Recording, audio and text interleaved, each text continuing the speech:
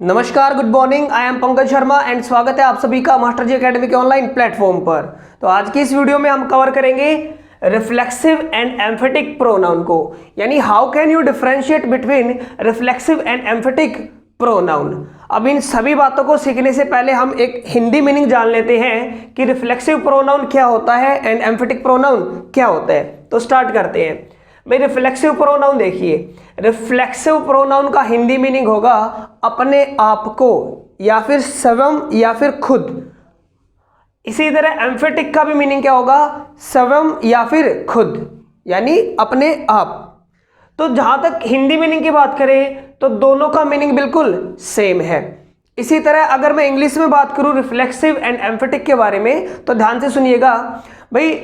किसी भी self pattern को, जैसे my self, your self, himself, her self, it self, यानी किसी भी सेल्फ पैटर्न को हम क्या बोलते हैं? Reflexive pronoun. और इसी सेल्फ पैटर्न को हम एम्फेटिक प्रोनाउन भी बोल सकते हैं। लेकिन इन दोनों में अंतर क्या है वो जानते हैं।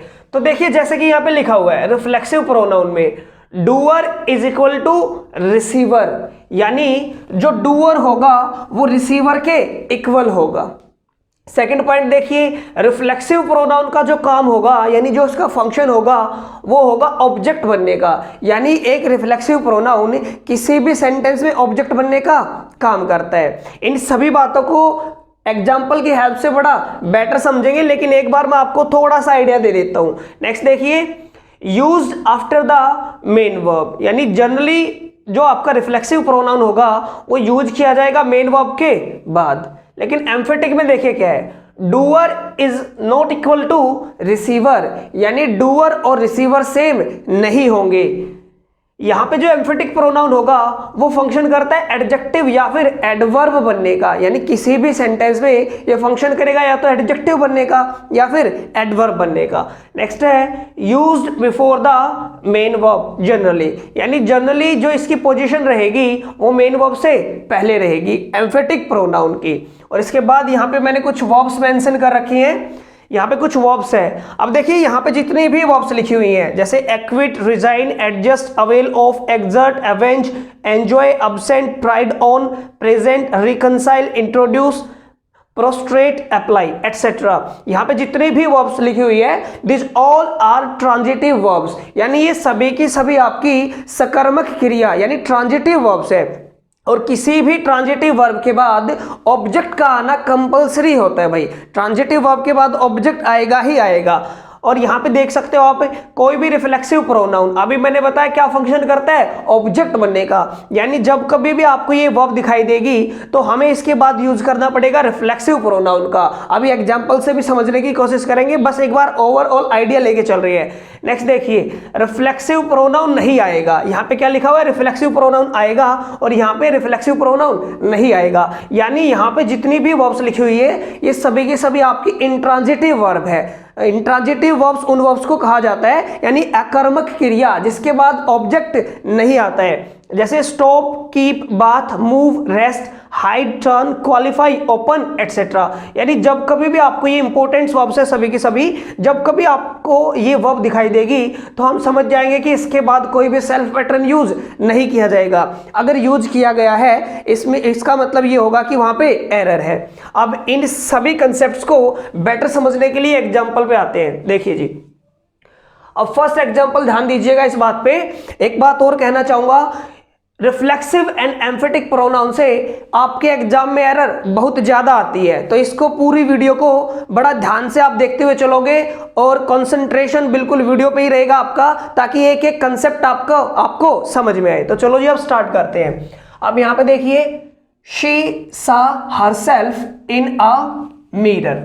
अब यहां पे देखिए क्या लिखा हुआ है भाई। इस बात को बेटर समझने के लिए, है ना, इसको और भी ज्यादा बेटर समझने के लिए मैं एक सेंटेंस को ब्रेक करके दिखा देता हूं आप सभी को, ताकि एक एक पॉइंट आपको क्लियर हो जाए। अब यहां पे देखिए, ये SAW, स, यहां पे स लिखा हुआ है, ये है क्या भाई?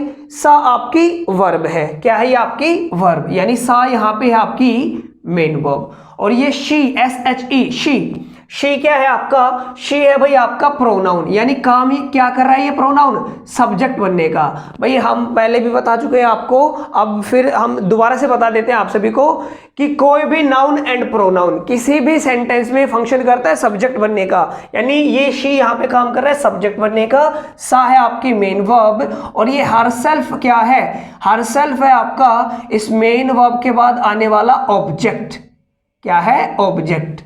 अब हरसेल्फ यहां पे है आपका रिफ्लेक्सिव प्रोनाउन, भाई सेल्फ पैटर्न यूज किया जा रहा है, क्या है, रिफ्लेक्सिव प्रोनाउन। देख सकते हो आप, used after the main verb, यानी मेन वर्ब के बाद यूज किया गया है, तो ये आपका रिफ्लेक्सिव प्रोनाउन भी है।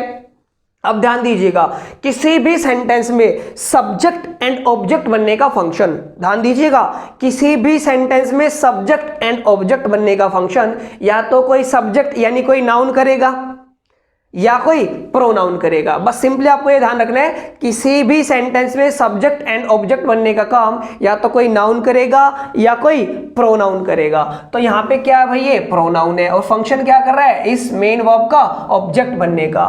अब यहाँ पे इन क्या है, प्रेपोजिशन, इन क्या है भाई आपकी प्रेपोजिशन, और किसी भी प्रेपोजिशन के बाद आने वाला नाउन या प्रोनाउन कहलाएगा प्रेपोजिशनल ऑब्जेक्ट। भाई वो प्रेपोजिशन का ऑब्जेक्ट कहलाएगा, ना कि वर्ब का।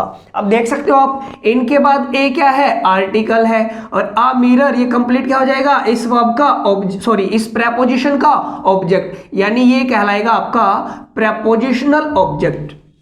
क्या कहलाएगा आपका, प्रेपोजिशनल ऑब्जेक्ट। अब इस बात को समझते हैं, देखिए यहां पे मैंने सेंटेंस ब्रेक करके दिखा दिया आपके सामने, अब चेक कीजिए, शी सा हरसेल्फ इन अ मिरर, यानी उसने खुद को देखा मिरर में। भाई उसने खुद को देखा मिरर में, यानी यहां पे डूअर और रिसीवर दोनों सेम है, ध्यान दीजिएगा इस बात पे। भाई क्या हुआ, मान लीजिए कोई लड़की है ना, वो खुद को रेडी कर रही है, मिरर के सामने खड़ी है वो, यानी वो जब मिरर के सामने खड़ी होगी और उसमें देखने की कोशिश करेगी तो वो खुद को देख रही है, यानी यहां पे देखने वाला इंसान कौन है, शी, और जो दिख रहा है वो कौन है, वो भी शी ही है, यानी doer and receiver both are same. And second देख सकते हो आप, ये फंक्शन क्या कर रहा है, रिफ्लेक्सिव प्रोनाउन, किसी भी वर्ब के बाद आके फंक्शन कर रहा है ऑब्जेक्ट बनने का, और इसकी पोजीशन कहां पे है, used after the main verb. देख सकते हो आप, after the main verb, position भी हमने कहां रखी है इसकी, मेन वर्ब के बाद। देखिए पोजीशन की भी आपकी एरर आती है, तो पोजीशन पे भी आपको फोकस करना पड़ेगा। तो आई होप ये आपको कंसेप्ट क्लियर हुआ होगा कि जब भी डूअर एंड रिसीवर सेम होंगे तो हम वहां पे यूज करेंगे रिफ्लेक्सिव प्रोनाउन का, और जब भी रिफ्लेक्सिव प्रोनाउन का हम यूज करेंगे तो हम समझ जाएंगे, यानी वो फंक्शन कर रहा है किसी वर्ब का ऑब्जेक्ट बनने का। ध्यान दीजिएगा, वर्ब का ऑब्जेक्ट बनने का, एंड उसकी जो पोजीशन रहेगी वो कहां पे आएगी, after the main verb. Check कर सकते हो आप, आफ्टर द मेन वर्ब। तो आई होप ये सेंटेंस आपको क्लियर है। भाई ये सेंटेंस बिल्कुल सही था। अब जी दूसरे एग्जांपल पे चलते हैं, I myself saw him there. अब यहां पे देखिए, I myself saw him there, यहां पे जो सब्जेक्ट की जो पोजीशन है देख सकते हो आप, यानी माई सेल्फ की जो पोजीशन है वो है सब्जेक्ट के बाद। भाई यहां पे आपने देखा, इससे पहले जो सेल्फ पैटर्न था उसकी पोजीशन थी वर्ब के बाद, लेकिन दूसरे सेंटेंस में आपने देखा कि माई सेल्फ, यानी इसकी सेल्फ पैटर्न की पोजीशन है सब्जेक्ट के बाद, या आप ये सोच सकते हो वर्ब से ठीक है पहले। भाई सेंटेंस को भी मैं ब्रेक कर देता हूं आपके लिए ताकि अच्छे से समझ में आए। सा क्या है भाई आपका, मेन वर्ब, सा क्या है, मेन वर्ब। अब यहां पे माई सेल्फ देख सकते हो आप, माई सेल्फ यहां पे क्या है भाई, माई सेल्फ है यहां पे एम्फेटिक प्रोनाउन। क्या है, एम्फेटिक प्रोनाउन। लेकिन यहां पे ये फंक्शन क्या कर रहा है भाई, यहां पे ये फंक्शन कर रहा है एडजेक्टिव बनने का। क्या फंक्शन कर रहा है, एडजेक्टिव। क्योंकि यहां पे देखिए काफी ग्रामेटेरियन जो है हमारे, वो या तो ये सोचते हैं कि ये आई ना क्वालिफाई करता, सॉरी ये माई सेल्फ है ना, ये क्वालिफाई करता है आई को। माई सेल्फ किसको क्वालिफाई करता है, आई को। और जब ये माई सेल्फ आई को क्वालिफाई करेगा, यानी किसी प्रोनाउन को क्वालिफाई करेगा, तो हम इसको ट्रीट करेंगे एज एन एडजेक्टिव, यानी हम इसको क्या मान लेंगे, एडजेक्टिव। लेकिन काफी ग्रामेटेरियन ये भी कहते हैं कि भाई ये आई को क्वालिफाई नहीं करता, ये क्वालिफाई करता है सा को, तो हम इसको क्या मान लेंगे, किसी वर्ब को क्वालिफाई करेगा जो वर्ड, उसको कहा जाएगा एडवर्ब। तो यहाँ पे हम इसको क्या समझ लेते हैं, एडवर्ब समझ लेते हैं। यानी हम दोनों ही तरह से इसको ट्रीट कर सकते हैं। आप चाहो तो इसको एडजेक्टिव ट्रीट कर सकते हो और चाहो तो इसको एडवर्ब समझ सकते हो, बोथ आर राइट। तो चलिए जी अब समझते हैं। अब यहाँ पे माई सेल्फ लिखा हुआ है, यानी ये एम्फेटिक प्रोनाउन है और फंक्शन क्या कर रहा है यहाँ पे, एडजेक्टिव बनने का। भाई हम मान लेते हैं यहाँ पे ये फंक्शन क्या कर रहा है, एडजेक्टिव या एडवर्ब, जो आपको सोचना है समझ सकते हो। यहाँ पे ये फंक्शन कर रहा है एडजेक्टिव या फिर एडवर्ब बनने का। अब आपने देखा आई क्या है, प्रोनाउन, आई क्या है, प्रोनाउन। काम क्या कर रहा है, सब्जेक्ट बनने का, यानी आई यहाँ पे ये सब्जेक्ट, माई सेल्फ है एडजेक्टिव या फिर एडवर्ब, सा क्या है, मेन वर्ब, और ये हिम क्या है, इस मेन वर्ब के बाद आने वाला ऑब्जेक्ट। क्या है, ऑब्जेक्ट। देयर क्या है आपके, एडवर्ब। देयर क्या है भाई, एडवर्ब, एडवर्ब ऑफ प्लेस। अब देखिए इस बात को समझते हैं। I myself saw him there, यानी अब आपने किसी और को देखा। आई माई सेल्फ, मैंने खुद देखा उसको, यानी यहां पे देखने वाले इंसान तो आप हो, लेकिन खुद को नहीं देख रहे हो आप देख रहे हो किसी और को। यानी यहाँ पे डूअर और जो रिसीवर है वो दोनों सेम नहीं है, दोनों अलग अलग इंसान है, यानी डूअर एंड रिसीवर सेम नहीं है। तो हम समझ जाएंगे कि इसकी जो पोजीशन रहेगी वो कहाँ रहेगी, used before the main verb. और अगर आपसे पूछ लिया जाए कि ये है क्या भाई, माई सेल्फ है क्या, तो आप कहोगे सर ये एम्फेटिक है ना कि रिफ्लेक्सिव, क्योंकि इसकी पोजीशन देख सकते हो आप कहाँ पे है, before the main verb. Clear हुआ। और यहाँ पे अगर पूछ लिया जाए हर सेल्फ क्या है, तो आप कहोगे हर सेल्फ को क्या है, ये भाई आपका रिफ्लेक्सिव, क्योंकि इसकी पोजीशन भी कहाँ है, used after the main verb, main verb के बाद इसकी पोजीशन है। तो आई होप आपको क्लियर हुआ कि जब भी डूअर एंड रिसीवर सेम होंगे तो हम उसको कहेंगे रिफ्लेक्सिव, एंड जब भी डूअर एंड रिसीवर अलग अलग होंगे यानी सेम नहीं होंगे तो हम उसको कहेंगे एम्फेटिक। सेकंड हमने सीखा कि एक रिफ्लेक्सिव प्रोनाउन का फंक्शन होता है ऑब्जेक्ट बनने का सेंटेंस में, एंड एक एम्फेटिक का फंक्शन होता है एडजेक्टिव या फिर एडवर्ब बनने का। एंड थर्ड आपने सीखा कि एक रिफ्लेक्सिव प्रोनाउन जो होगा उसकी पोजीशन जो होगी वो मेन वर्ब के बाद होगी, लेकिन एम्फेटिक प्रोनाउन जो होगा उसकी जो पोजीशन होगी वो मेन वर्ब के पहले होगी। तो आई होप यहां तक आपको समझ आया होगा। अब देखिए नेक्स्ट एग्जांपल पे चलते हैं। ये सभी के सभी कंसेप्ट्स में आप कोई ना कोई नई बात सीखोगे सभी एग्जांपल्स में, और आई होप आपको यहां तक समझ आया होगा। तो चलिए जी अब चलते हैं एग्जांपल नंबर 3 पे। अब देख सकते हो, the wood cutter cut himself all the trees. भाई यहां पे देखिए आप, the wood cutter cut himself all the trees. यहां पे कट क्या है आपकी, वर्ब है। कट क्या है, वर्ब है। और एक वर्ब के बाद हमने यूज कर रखा है सेल्फ पैटर्न, देख सकते हो हिमसेल्फ यूज कर रखा है, यानी हमने एक वर्ब के बाद यूज कर रखा है सेल्फ पैटर्न। क्लियर हुआ। अब भाई जब भी एक वर्ब के बाद सेल्फ पैटर्न आएगा तो हम ये मान लेंगे कि वहां पे क्या है, डूअर और रिसीवर दोनों सेम है। अब इस सेंटेंस में देखिए, the wood cutter cut himself all the trees. भाई ये जो वुड कटर है इसने क्या कट किया, इसने ट्रीज को कट किया।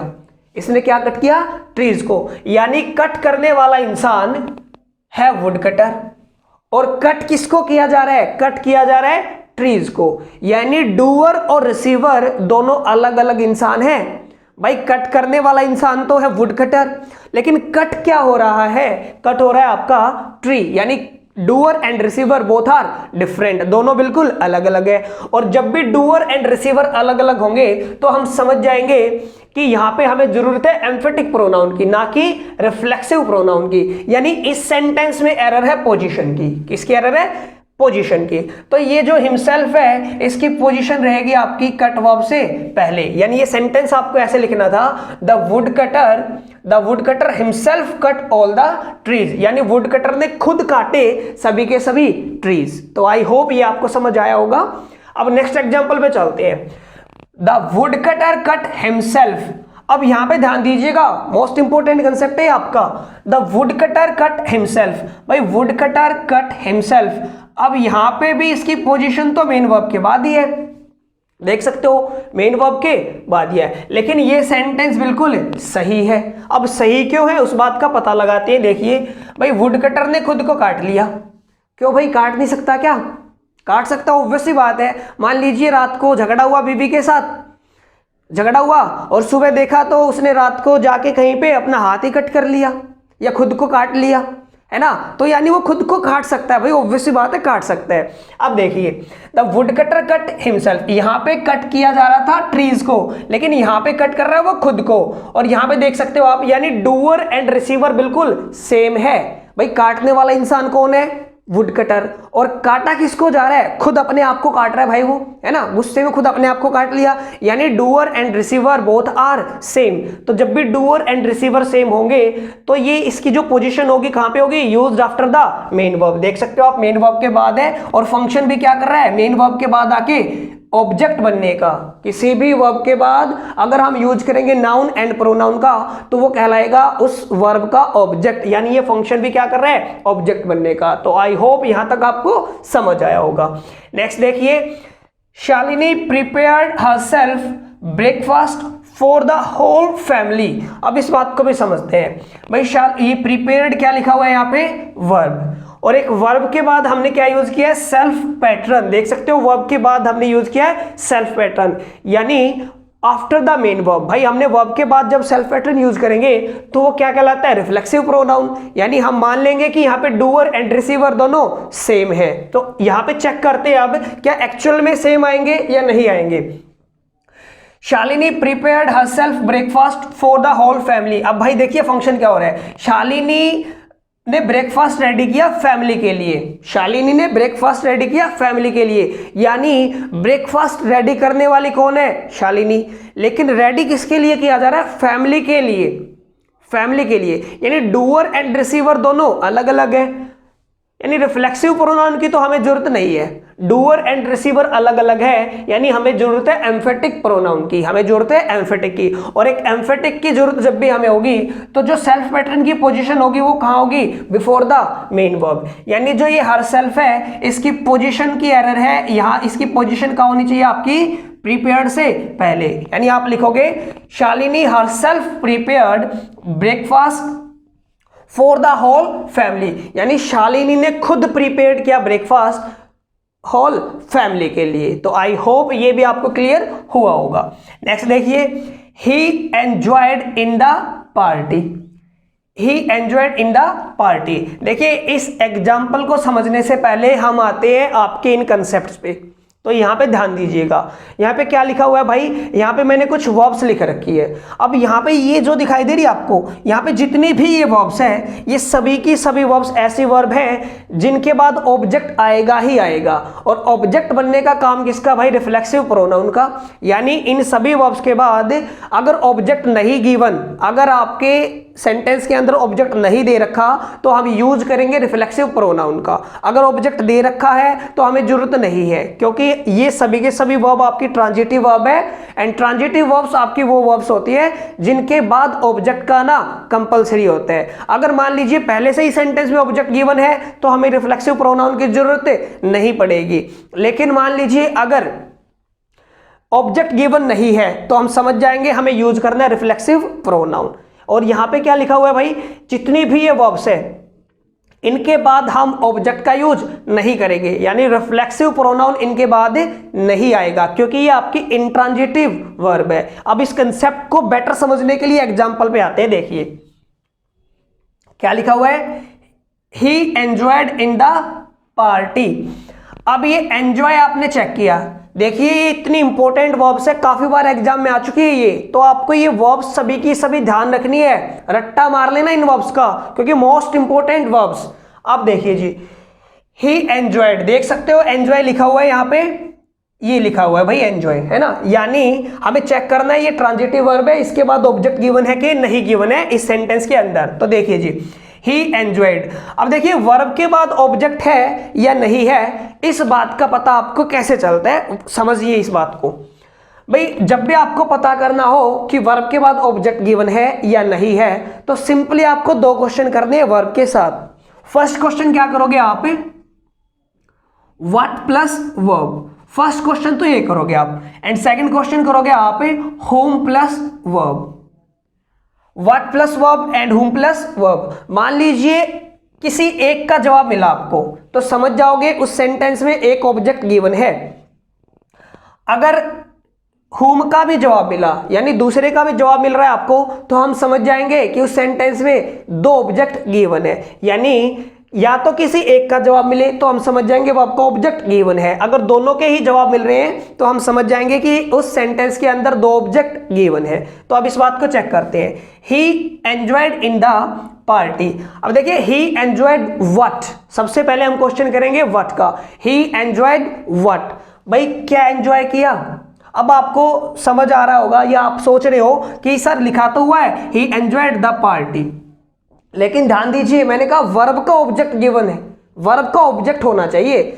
और यहां पे इन क्या है, प्रेपोजिशन, और यहां पे प्रेपोजिशन के बाद देख सकते हो द क्या है, आर्टिकल, एंड पार्टी क्या है, या सोच सकते हो द पार्टी क्या है, इस प्रेपोजिशन का ऑब्जेक्ट। यानी यहां पे जो द पार्टी लिखा हुआ है ये है प्रेपोजिशनल ऑब्जेक्ट, ना कि वर्ब का ऑब्जेक्ट। अब वर्ब का ऑब्जेक्ट यानी सेंटेंस में गिवन नहीं है। भाई आप इस बात को समझ जाओ कि जब भी किसी प्रेपोजिशन के बाद आएगा आपका नाउन या प्रोनाउन तो वो प्रेपोजिशनल ऑब्जेक्ट कहलाएगा, ना कि वर्ब का ऑब्जेक्ट। और हमें जरूरत किसकी होती है भाई, हमें वर्ब के ऑब्जेक्ट की जरूरत होती है, तब हम यूज करते हैं रिफ्लेक्सिव का, यानी रिफ्लेक्सिव प्रोनाउन का। अब आपने देखा ही एंजॉयड व्हाट, जवाब नहीं मिला, यानी हमें इस वर्ब के बाद जरूरत है इस वर्ब के ऑब्जेक्ट की।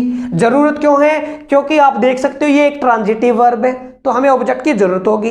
अब ऑब्जेक्ट दे नहीं रखा, इसका मतलब हमें ऑब्जेक्ट यूज करना पड़ेगा, और ऑब्जेक्ट हम यूज करेंगे रिफ्लेक्सिव प्रोनाउन, यानी कोई सेल्फ पैटर्न। और ये जो सेल्फ पैटर्न आएगा वो आएगा अकॉर्डिंग टू सब्जेक्ट। अब ही के अकॉर्डिंग सेल्फ पैटर्न क्या आएगा आपका, हिमसेल्फ। क्या आएगा, हिमसेल्फ, यानी इस एंजॉयड के बाद हम यूज करेंगे हिमसेल्फ। नेक्स्ट एग्जांपल पे चलते हैं। देखिए they enjoyed the match on the ground. देखिए इसको समझने के लिए मैं एक बार फर्दर ब्रेक कर देता हूं सेंटेंस को। भाई देखिए एंजॉयड क्या है आपकी मेन वर्ब, दे क्या है प्रोनाउन जो कि फंक्शन क्या कर रहा है, सब्जेक्ट बनने का। ऑन क्या है यहां पे, प्रेपोजिशन। द आर्टिकल है, ग्राउंड क्या है, ऑब्जेक्ट, यानी द ग्राउंड हो जाएगा आपका प्रेपोजिशनल ऑब्जेक्ट। अब ये द क्या है, आर्टिकल, और द मैच क्या है, इस वर्ब के बाद आने वाला ऑब्जेक्ट। भाई देख सकते हो इसकी जो पोजीशन है हम चेक भी कर सकते हैं। दे एंजॉयड व्हाट, क्या एंजॉय किया भाई, उन्होंने मैच को एंजॉय किया, यानी जवाब मिल रहे हैं, व्हाट का जवाब आपको मिल गया, यानी इस वर्ब का ऑब्जेक्ट यहां पे गिवन है। और अगर इस वर्ब का ऑब्जेक्ट पहले से ही हमको मेंशन किया गया है सेंटेंस के अंदर तो हम समझ जाएंगे कि हमें रिफ्लेक्सिव प्रोनाउन की जरूरत अब नहीं है। यानी इस सेंटेंस में आपको रिफ्लेक्सिव प्रोनाउन की जरूरत नहीं है क्योंकि यहां पे पहले से ही वर्ब का ऑब्जेक्ट दिया हुआ है, यानी ये सेंटेंस बिल्कुल आपका सही है। तो आई होप आपको समझ में आया होगा कि कब तो हमें इन वर्ब्स के बाद यूज करना है सेल्फ पैटर्न और कब हमें यूज नहीं करना। वैसे जनरली आपकी जो एरर आएगी वो ऐसे ही एरर आती है सिंपली कि आपको ध्यान रखना है बस इन वर्ब्स का, और जहां कहीं भी आपको ये वर्ब दिखाई दे तो 99.9% पॉसिबिलिटी हो जाती है आपकी उन वर्ब्स के बाद सेल्फ पैटर्न यूज करने की, यानी उस पार्ट में एरर बनने की। तो आई होप आपको ये समझ आया होगा। अब नेक्स्ट देखिए, प्रीति इज अब्सेंट, क्या लिखा हुआ है भाई, प्रीति इज अब्सेंट। अब यहां पे देख सकते हो अब्सेंट यहां पे लिखा हुआ है, अब्सेंट ये लिखा हुआ है अब्सेंट। अब यहां पे आपको आपके माइंड में चल रहा होगा कि सर अब्सेंट है तो इसके बाद भी हमें जरूरत होगी किसी सेल्फ पैटर्न की, क्योंकि ऑब्जेक्ट तो यहां पे भी नहीं दिया हुआ है। लेकिन इस बात को समझते हैं। देखिए भाई मैंने कहा था जब भी ये फंक्शन करेगी वर्ब्स बनने का, यानी ये वर्ब होनी चाहिए किसी सेंटेंस में, तभी तो हम यूज करेंगे इसके बाद रिफ्लेक्सिव प्रोनाउन। लेकिन यहां पे चेक कीजिए, प्रीति क्या है भाई आपका सब्जेक्ट, नाउन है जो कि काम कर रहा है सब्जेक्ट बनने का। अब इज क्या है भाई, इस बात को ध्यान दीजिएगा, इस बात पे इज क्या है।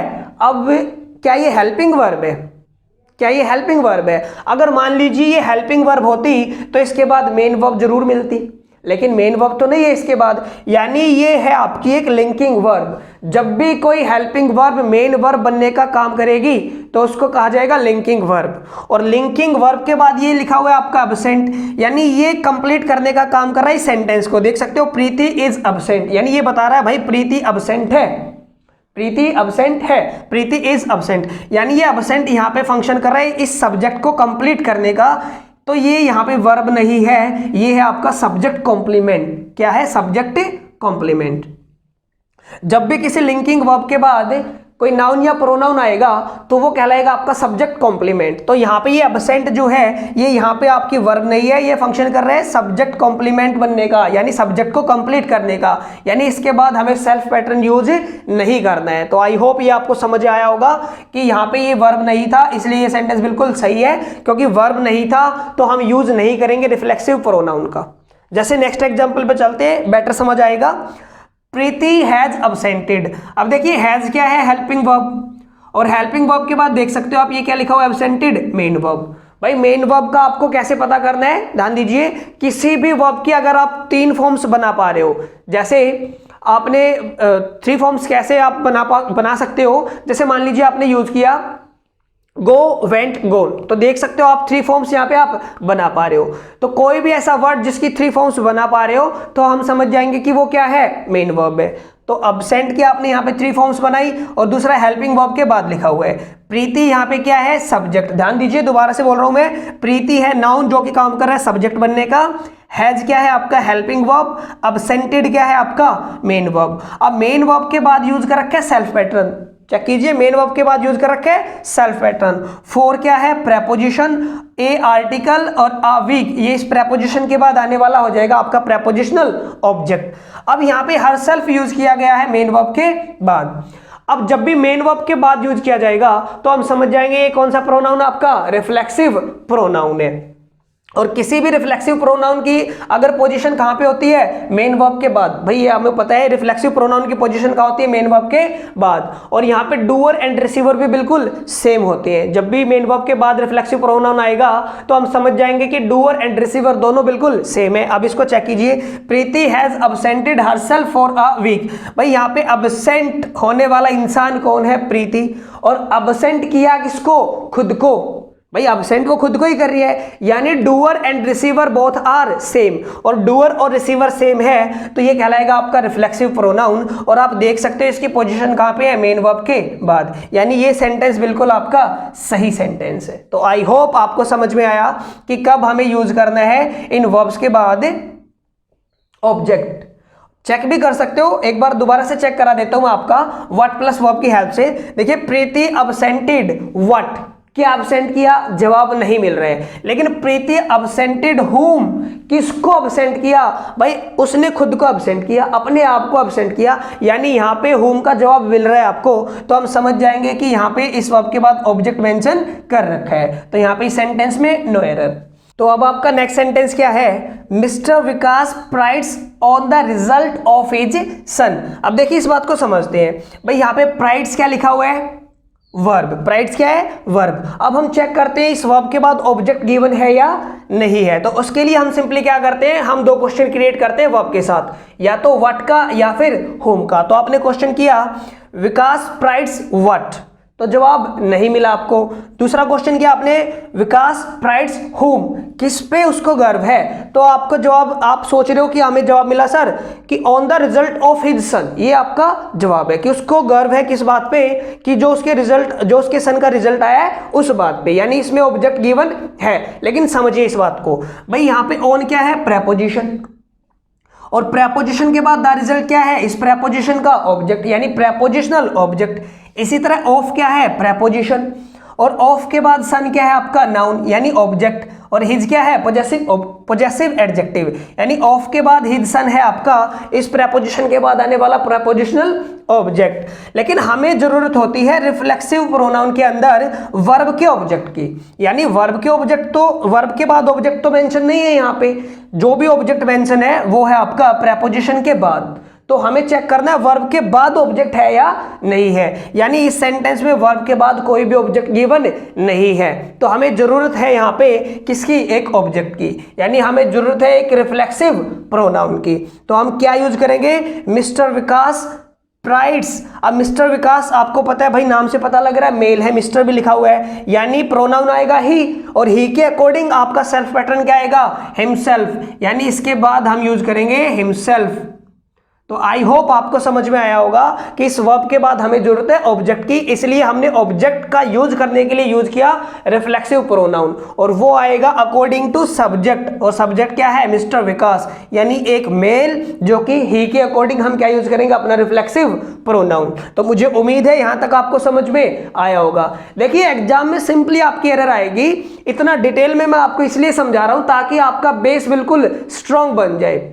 सिंपली एरर ये आएगी, आपको ध्यान रखना है इन वर्ब्स का, इन वर्ब्स के बाद आप समझ जाओगे कि 99.9% एरर मिलेगी आपको। नेक्स्ट पे चलते हैं, देखिए क्या लिखा हुआ है, she kept her self away from the functions. अब यहां पे चेक कीजिए क्या लिखा हुआ है, केप्ट, और केप्ट आपकी वर्ब चेक करनी है आपको, कौन सी वर्ब है भाई? केप्ट आपकी इंट्रांजिटिव वर्ब है, यानी इसके बाद सेल्फ पैटर्न का हम यूज नहीं करेंगे। लेकिन यहां पे देख सकते हो आप क्या यूज कर रखा है, हर सेल्फ, यानी एरर है इस पार्ट में, केप्ट के बाद हम सेल्फ पैटर्न यूज नहीं करेंगे क्योंकि ये आपकी इंट्रांजिटिव वर्ब है, और इंट्रांजिटिव वर्ब के बाद हम ऑब्जेक्ट यूज नहीं करते हैं। नेक्स्ट देखिए, my self is Pankaj Sharma and I teach English. My self is Pankaj Sharma and I teach English. अब यहां पे देख सकते हो मैंने माई सेल्फ की पोजीशन बिल्कुल सेंटेंस के स्टार्टिंग में रखी हुई है, सेंटेंस के बिल्कुल स्टार्टिंग में, यानी माई सेल्फ यहां पे फंक्शन कर रहा है सब्जेक्ट बनने का। और यहां पे आप चेक कर सकते हो कि किसी भी रिफ्लेक्सिव प्रोनाउन का फंक्शन क्या होता है? ऑब्जेक्ट बनने का, यानी वो सब्जेक्ट बनने का फंक्शन नहीं कर सकता है। इसलिए यहां पे माई सेल्फ, यहां पे क्या लिखा हुआ है भाई? बिल्कुल रॉन्ग लिखा हुआ है। माई सेल्फ की जगह हमें लिखना पड़ेगा यहां पे आई एम। क्या लिखना पड़ेगा? आई एम, यानी माई सेल्फ की जगह तो हम यूज करेंगे आई, और यहां पे जो इज मैंने वर्ब यूज कर रखी है, इज की जगह आपको लिखना पड़ेगा एम, क्योंकि आई के अकॉर्डिंग हम यूज करते हैं एम। यानी आप सेंटेंस सही कैसे करोगे? I am Pankaj Sharma and I teach English. I am Pankaj Sharma and I teach English. तो हम समझ गए कि हम रिफ्लेक्सिव प्रोनाउन को एज अ सब्जेक्ट यूज नहीं कर सकते हैं। भाई रिफ्लेक्सिव प्रोनाउन का काम होता है ऑब्जेक्ट बनने का, हम उसको सब्जेक्ट की तरह ट्रीट नहीं कर सकते हैं। तो मुझे उम्मीद है आप सभी को रिफ्लेक्सिव एंड एम्फेटिक प्रोनाउन से रिलेटेड कंसेप्ट बिल्कुल क्लियर हुए होंगे। तो इसी के साथ स्टॉप करते हैं वीडियो को। Thank you, keep smiling and have a nice day.